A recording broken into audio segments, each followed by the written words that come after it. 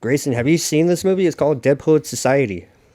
I feel like I've started watching this movie 5 times and just Never turned it watched off. it? No, Bro, it's where did you leave off on? I don't know. Not very far into it. I've heard great things about it.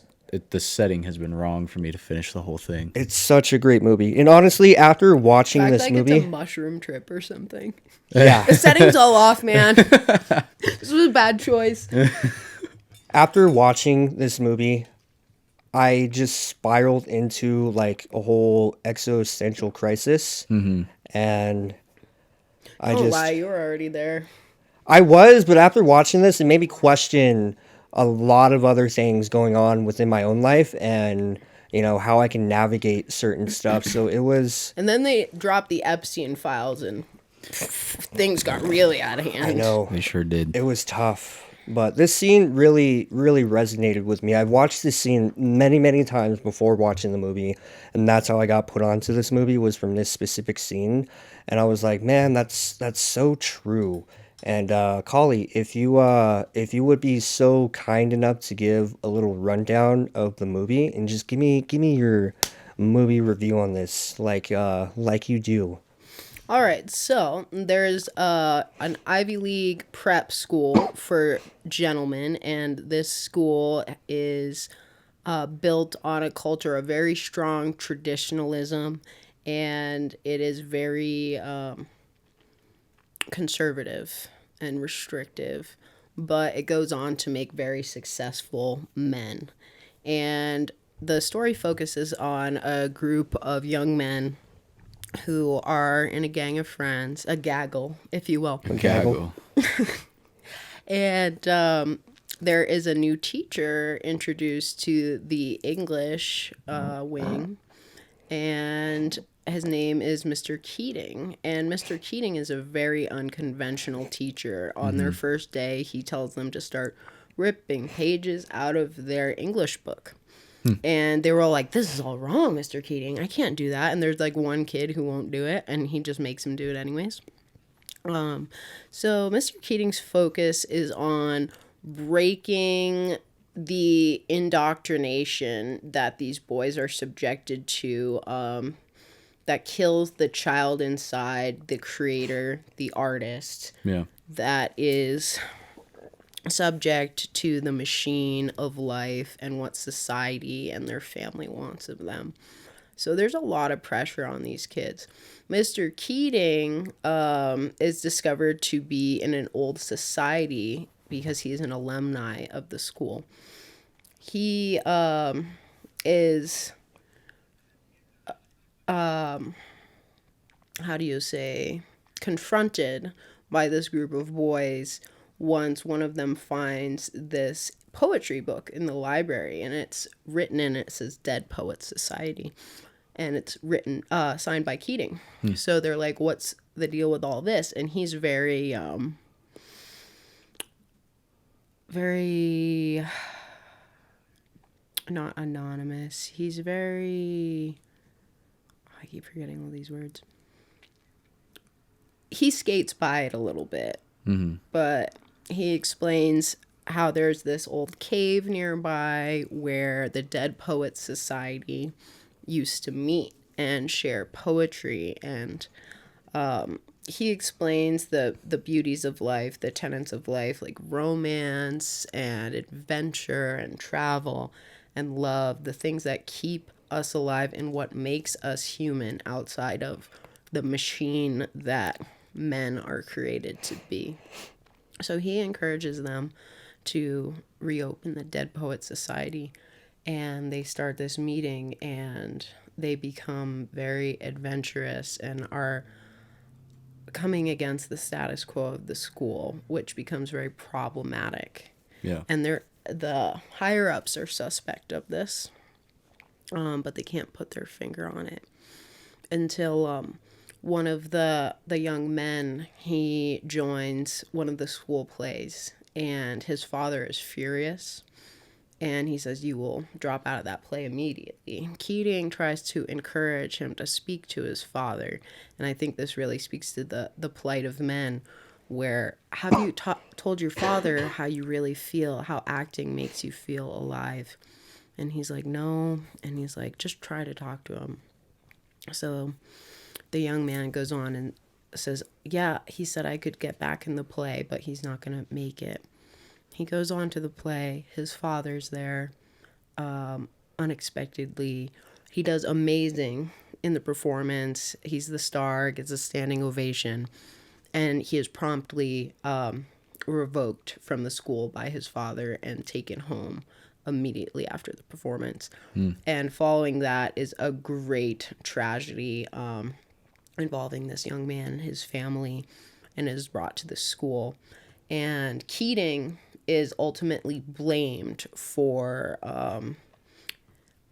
introducing this type of anarchy to the young men, and he is relieved of his duties. But as he is stepping out, collecting his last things, the original students from his class, they repeat something from their first day, where they all stand up on the top of their desk, and the exercise was to get a different perspective on life. And they all stand up on their desks and they say, "Oh, Captain, my Captain," which is how he asked to be addressed alternatively, according to Poetic License. And he's like so heartwarmed after an intense heartbreak following the tragedy. And he's just like, thank you, boys. So it's safe to say he took the risk to open the minds of these young men.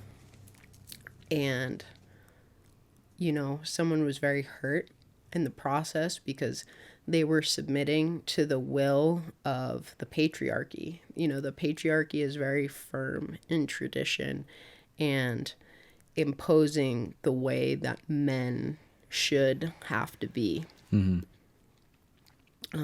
So I think it's a really beautiful movie, especially for men who are still carrying that generational trauma.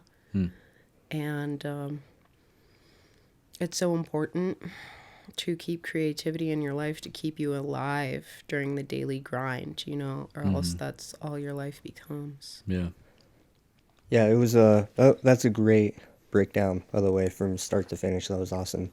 But it was a great movie. The scene in particular is very inspirational in a sense, and I'll just play it.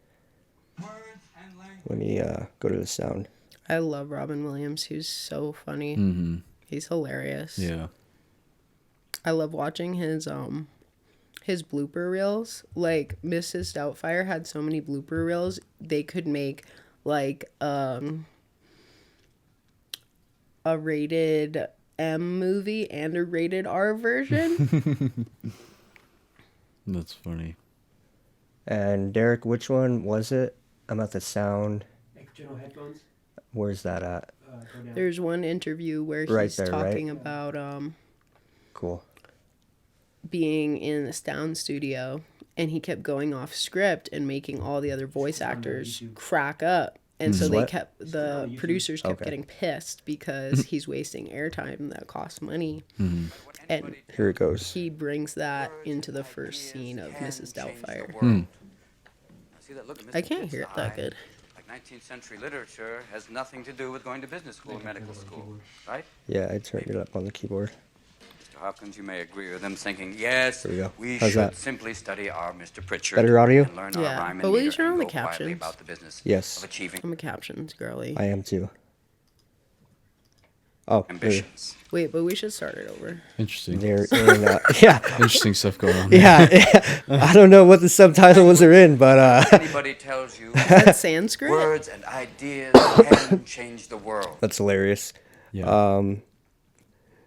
Okay, no captions. Yeah, we'll just do no captions and we'll play it from the beginning. From the top. From the top, baby. Here we go. Let's get it. And language, no matter what anybody tells you, words and ideas can change the world. Now, see that look in Mr. Pitt's eye? Like 19th century literature has nothing to do with going to business school or medical school, right? Maybe. Mr. Hopkins, you may agree with them, thinking, yes, we should simply study our Mr. Pritchard and learn our rhyme and meter and go quietly about the business of achieving other ambitions. A little secret for you. A Huddle up. Huddle up!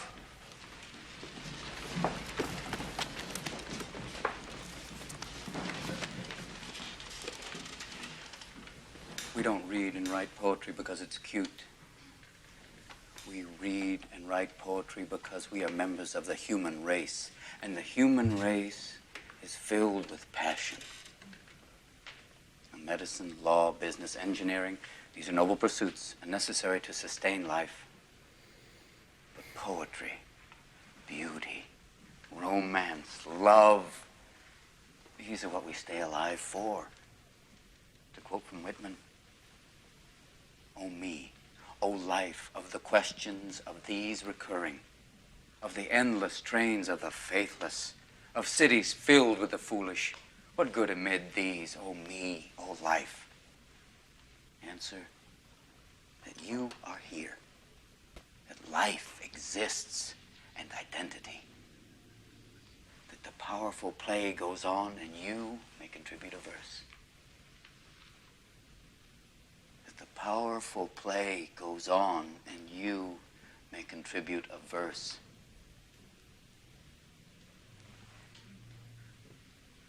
What will your verse be?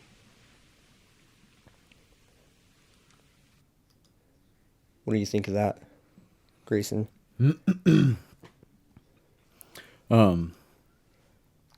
It's deep. It's intentional. I think I'm a huge fan of poetry. I took a lot of poetry classes in high school, and obviously with my writing, it's a lot of poetry put into song. It's interesting to see how some of them are reacting with their faces. Like they've never heard somebody speak like that before. And, yeah, I don't know. I'm gonna have to watch the movie. Yeah, you gotta. What do you think the deeper meaning behind this is? The actual meaning, I should say. Man, I don't know. For me, I have to watch movies like 90 times to understand them completely. So, from a first look, I'm not going to hit it on the money. But for me, it's just like, it's obviously talking about life, not just a poem. But like, life goes on. There's passion, there's love, there's romance, there's all this stuff. And what are you going to contribute to that to fulfill your life? Yeah, I see what you're saying. I feel, you know, I love the message. I think you gotta contribute to a bigger purpose. You gotta find things that make you happy outside of your 9 to 5. You know, like law, business, medicine. Obviously, these are things, like he was saying, that you need to have a economy, but that's like expected of you. You know, you're expected to get a job, get a 9 to 5, go to college. What they don't expect is to express independent thought, to be your own free thinker. You know, to go and pursue things that genuinely make you happy. You know, in my current state, it's so hard to I guess balance. And I know there's people who are like, there's no such thing as balance in life. I feel like there is such thing as balance in your life. You got to be able to balance out your work, stuff that you like to do, stuff outside of work. So work, the podcast, and, you know, things that make my soul happy, you know, like relationships, interests, all this stuff. And it's so hard, you know, because with all the responsibility growing up, you're like, fuck, man. Like, I feel so stressed out. Like, how can I have time to go and do everything else? How can I have time to go and express my own thought? So just watching this movie and watching that clip, it, even now I'm still like kind of questioning a whole bunch of different avenues in my life. Like, am I doing this right? Am I doing this right? Am I spending too much time here? Am I not spending enough time here? like, what am I doing? Am I really doing stuff that makes me happy, or am I just doing something to try to make a buck?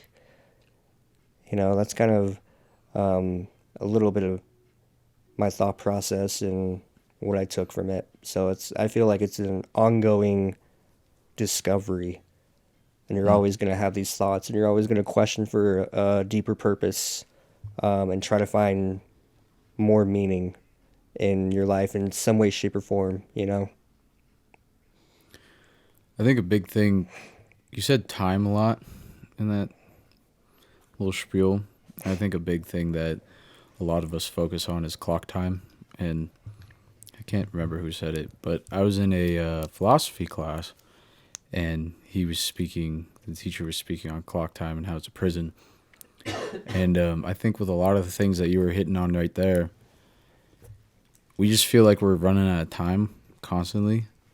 It's like, oh, I have to go to work, and I have only X amount of hours to do what I like outside of work, but I'm tired from work, so I don't want to do this, blah, blah, blah, blah, blah. If you just stop focusing on clock time so much and, I don't know, just living in the moment. Yeah, I feel like that's important. And Yeah. like it goes back into like being important not only for the essence of I mean, I guess speaking in terms of mental health, it's super important for your mental health.